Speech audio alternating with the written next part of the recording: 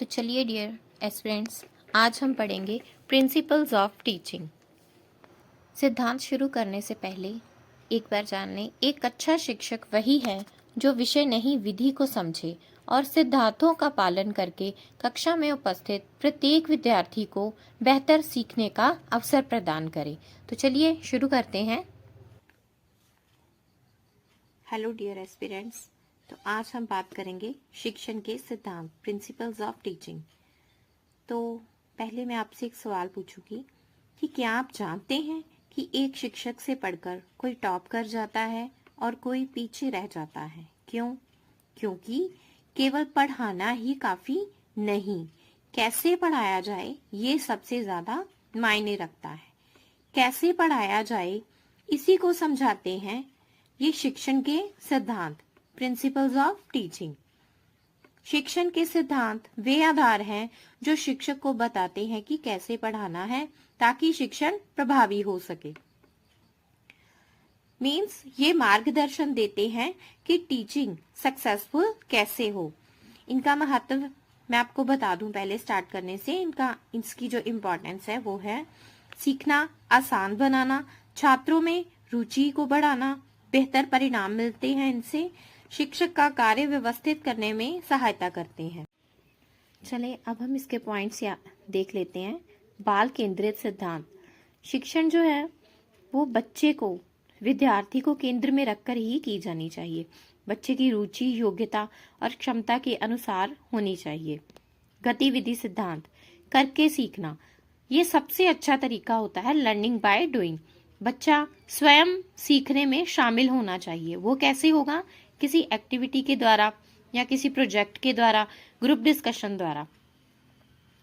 समानता का सिद्धांत, मतलब सभी बच्चों को समान अवसर मिलने चाहिए, ठीक है ना।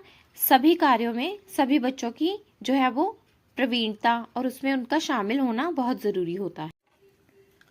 फोर्थ पॉइंट, सादृश्य सिद्धांत, प्रिंसिपल ऑफ कोरिलेशन। मतलब किसी नई जानकारी को बताने से पहले बच्चे को उससे जुड़ी कोई पुरानी जानकारी के साथ जोड़कर नई जानकारी देना। प्रेरणा सिद्धांत, प्रिंसिपल ऑफ मोटिवेशन। विद्यार्थियों को सीखने के लिए प्रेरित करना बहुत आवश्यक है। और हम उन्हें प्रेरित कैसे कर सकते हैं? उनकी प्रेज करके, उन्हें रिवार्ड्स देकर, उन्हें स्टोरीज के थ्रू, है ना, मोटिवेट कर सकते हैं। क्रमबद्धता सिद्धांत, प्रिंसिपल ऑफ ग्रेडेशन। सरल से कठिन की ओर, ज्ञात से अज्ञात की ओर ले जाना चाहिए।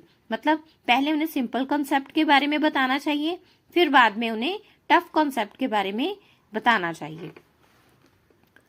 सहभागिता सिद्धांत, प्रिंसिपल ऑफ पार्टिसिपेशन। विद्यार्थी की सक्रिय भागीदारी आवश्यक है। मीन्स के वो किसी भी, मतलब जैसे किसी भी चीज में पार्टिसिपेट कर रहा है, रोल प्ले कर रहा है, प्रोजेक्ट्स में या ग्रुप डिस्कशन में, तो उसका एक्टिव रहना बहुत ज्यादा जरूरी होता है ना। अगर वो एक्टिव होगा तो अच्छे तरीके से उसमें पार्टिसिपेट कर पाएगा।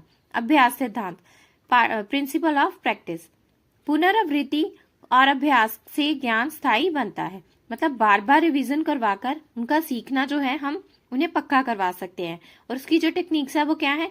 पहले उन्हें रिकैप करवाना, मतलब उन्हें बार बार याद करवाना, ठीक है ना। एक अच्छा शिक्षक वही है जो विषय नहीं विधि को समझे और सिद्धांतों का पालन करके अपनी कक्षा में उपस्थित प्रत्येक विद्यार्थी को बेहतर सिखाने का अवसर प्रदान करे। तो इसी के साथ हमारा आज का ये टॉपिक यहीं पर समाप्त होता है। मिलते हैं अगली वीडियो में। और टीचिंग से संबंधित और भी जानकारी प्राप्त करने के लिए आप मेरी वीडियो की प्लेलिस्ट में जाकर जानकारी हासिल कर सकते हैं। धन्यवाद।